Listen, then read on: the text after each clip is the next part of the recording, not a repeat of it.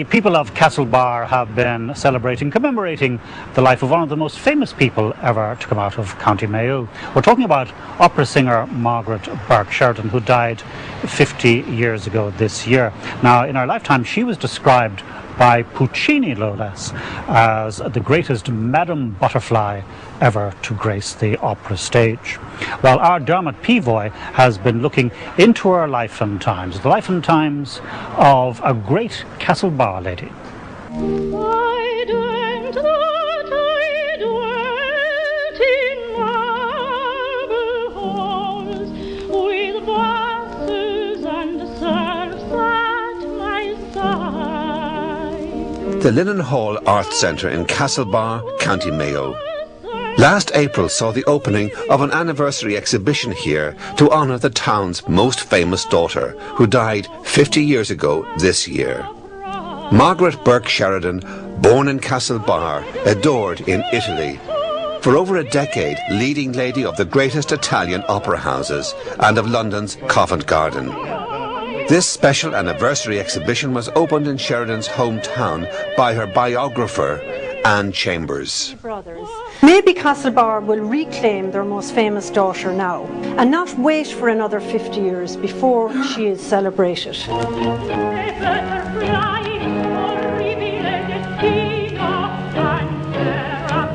Margaret Burke Sheridan, known to her friends as Maggie or Peggy, was most famous for her roles in the operas of Puccini, particularly for her role as Cho-Cho-san in Madame Butterfly. The exhibition included a magnificent Japanese kimono given to Margaret to celebrate her performances in this role. Another costume admired by the crowds dates from her performances in the title role in Puccini's opera Manon Lescaut. For this, she was assisted by Puccini himself. This is the costume worn by Margarita Sheridan in Manon Lescaut. And Manon Lescaut has significance because for that role she was coached personally by Puccini. And Puccini actually went to hear her performance in a little theatre at Cento and drove with her in an open carriage after the performance through the streets of the little village to the acclaim of the villagers.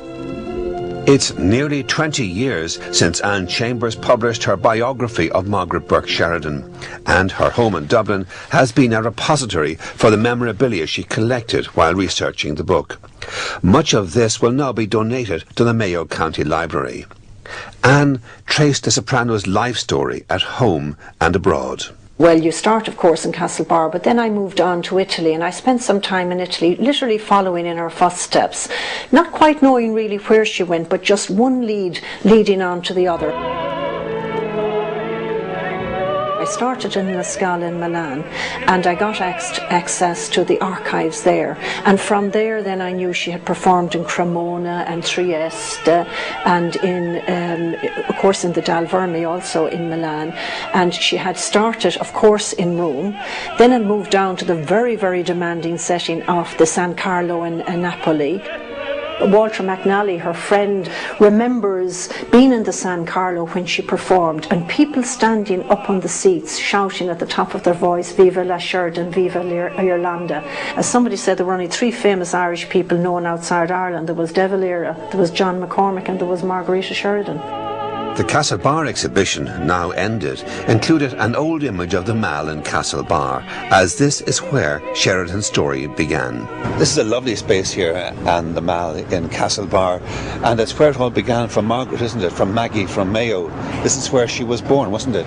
Yes, Margaret Burke Sheridan was born here, actually in this house on the Mall in Castlebar in 1889, and she was the youngest of a family of 5, and her father was the local postmaster. So this building here on the Mall was also the post office for the town.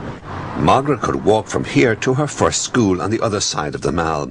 It was run by nuns from the local convent, but due to a family tragedy, she didn't complete her schooling in Castlebar.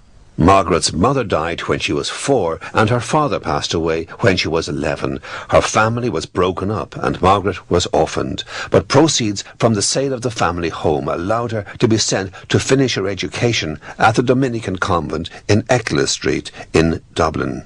When she went to the Dominican convent in Dublin, Mother Clement, who was a very, very famous singing teacher, took a great interest in her and nurtured the talent that was already, I suppose, in her, and brought out really all the, I think, the warmth and the timbre that you get in Sheridan's voice.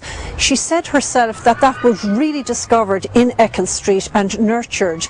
That led Margaret onto the next step of her musical development. When she won a gold medal at Dublin's Feis Ceoil, admirers raised funds to send Margaret to study at the Royal Academy of Music in London. Later singing in London, she caught the ear of the inventor Marconi. He brought her to Rome in 1916 for operatic coaching by an eminent maestro. Her big break came 2 years later. This is the Costanzi Opera House, which is now the Opera House in Rome. And down here was the flat of the manager of the Opera House. A woman, very unusual, who was the famous Emma Corelli, who had been a terrific singer herself in her day. Sheridan is practicing here either by accident, but I would imagine on purpose, hoping that Corelli will hear her down here. Corelli was about to put on a performance of Bohème, and her soprano fell ill. And in 4 days' notice, she was desperate to get a substitute, so she heard the young Irish student singing her heart out on her balcony. And sent for her. And sent for her. And in 4 days, Corelli said that if she forgot everything she had learned up to now with her singing teacher, that Corelli would take her and make her into Mimi in 4 days. And that's exactly what happened. And the reviews were absolutely over the top.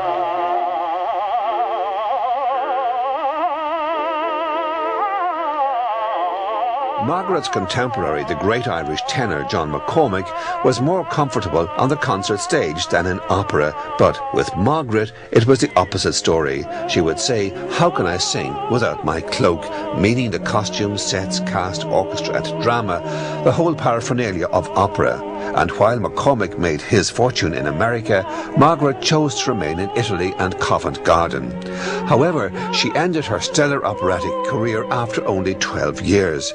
She'd lost confidence in her ability to sing high notes, following throat operations and the ending of a long romance.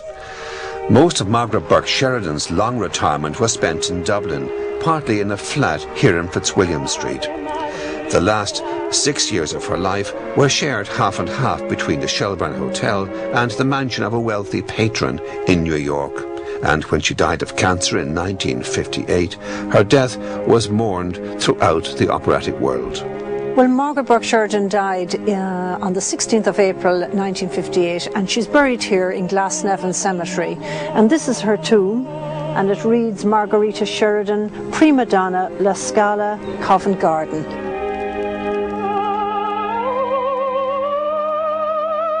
She began at the top, she finished at the top. It was only 12 years, but by golly, they were glorious ones.